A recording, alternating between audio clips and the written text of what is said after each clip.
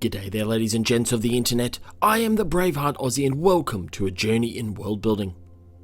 Today we explore a key faction within the Dark Diaspora, building on our most recent Cetic deep dive for the moon world of Koton.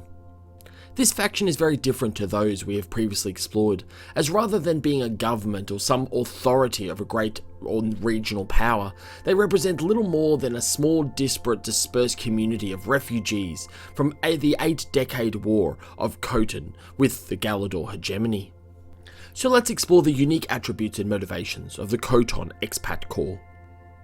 Tracing their origins back to the early days of the commencement of the Hegemony War, the Koton Expat Corp is officially an agency of the Koton Independent Republic Joint Forces Command. However, because of the impact of the Forever Siege in preventing Republican forces from leaving the service or even regularly communicating with off-world agents, the Corps operate independently from direct oversight. This autonomy, coupled with the various rounds of refugees over the course of the war, means that core groups can be found across the diaspora and take various forms and guises. Formally, each group of the Corps is called a chamber and represents a single cohesive group of Koton survivors and their descendants in a particular community. In some cases, a chamber may include only a handful of individuals, while on more established planets where the Koton refugees can trace their arrival back to the early days of the war, a chamber might have many thousands of members.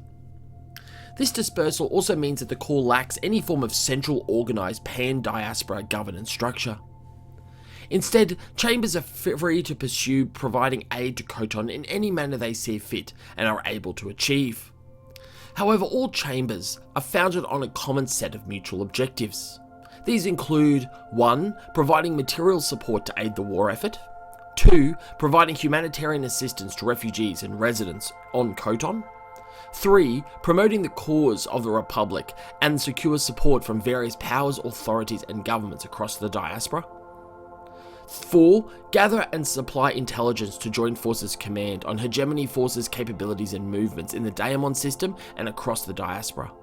And 5. Undertake any action necessary to disrupt, frustrate, impede, or otherwise harm the Hegemony's capacity to maintain the Forever Siege. The level of exposure of the chambers also varies considerably. Larger, more established chambers away from the Northwest Quadrant operate openly as registered charities or not-for-profit organisations and draw on a network of businesses and industries owned by former Koton refugees to generate funds and donations for the cause. They also seek to maintain the plight of Koton residents and refugees in the public conscious on their respective planets, with relief drives and organised protests outside of hegemony embassies.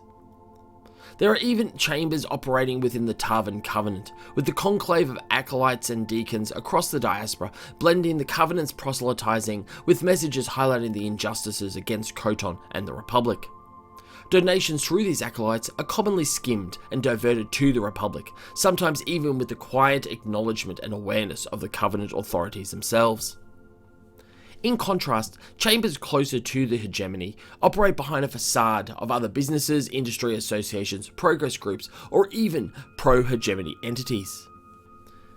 This reflects the fact that hegemony kill squads are actively seeking core chambers for extermination, including those operating on hegemony vassal worlds due to their disruptive and in some cases deadly operations. For while larger, more established chambers focus on material supply and the engagement of free flaggers for blockade running missions, more surreptitious chambers are engaged in what effectively are paramilitary activities. Sabotage, espionage and intelligence gathering, assassinations and in some cases armed interventions are all ongoing efforts by these chambers. This has even included stoking revolts on vassal worlds and recently striking on hegemony military assets on Galador itself. These actions, however, bring local chambers into direct conflict with more established formal chambers in places like Tyson Sector Combat or Ozovan in the Fringe World Alliance. The latter often struggles to reconcile their messages of the downtrodden and deprived residents of Koton with these armed and paramilitary actions, including targeting of civilians. This is particularly the case when Northwest Quadrant chambers ally themselves with other paramilitary and terrorist groups, including terrorist, separatist and far-right nationalist organisations. Part of the reason for this is a generational differences between those refugees that can link themselves back to the original days of the Hegemony War and the remainder or younger generation, which is linked primarily to that of the use of the Planet Buster bombs by the Hegemony on the capital city of Thran and subsequent attacks and fleeing. This difference between early and late refugees within the chambers is a big driver of the differences in approach to their role and objectives as part of the core. But there are no mechanisms for resolving these tensions given the cell-based network approach to the core's operations, and so at any time the efforts of one chamber may be undermined or undercut by the actions of another. However, where possible, some collaboration between chambers can occur, though there has to be a high degree of secrecy so as not to alert Hegemony kill squads to the existence of either or both chambers.